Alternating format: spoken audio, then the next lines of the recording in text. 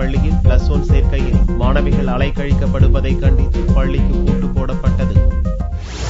புதுச்சேரி கதிர்காமம் அரசு பெண்கள் மேல்நிலைப் பள்ளியில் SSLC முடித்த மாணவிகளுக்கு பள்ளி நிர்வாகம் +1 சேர அனுமதி மறுத்து அலைக்கழித்து வருகிறது.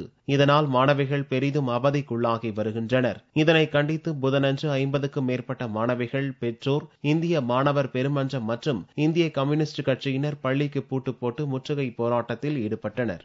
இங்கே படித்த மாணவர்களுக்கு கண்டிப்பாக நாங்கள் படிப்பதற்கு ஆவணம் செய்கிறோம் என்று எங்களிடத்திலே உத்தரவாதம் கொடுத்திருக்கிறார்கள்.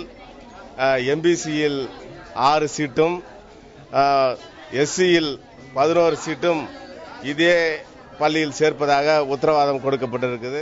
இது குறித்து தகவல் அறிந்த மேட்டுப்பாளையம் போலீசார் சம்பவ இடத்திற்கு வந்து பெற்றோர் மற்றும் போராட்டம் நடத்தியவர்களிடம் சமாதான பேச்சுவார்த்தை நடத்தினார். பின்னர் அதிகாரிகளுடன் தொலைபேசி மூலம் தொடர்பு கொண்டு +1 சேர்க்கை குறித்து உரிய நடவடிக்கை எடுக்கப்படும் என்று உறுதியளிக்கப்பட்டதை அடுத்து போராட்டம் கைவிடப்பட்டது.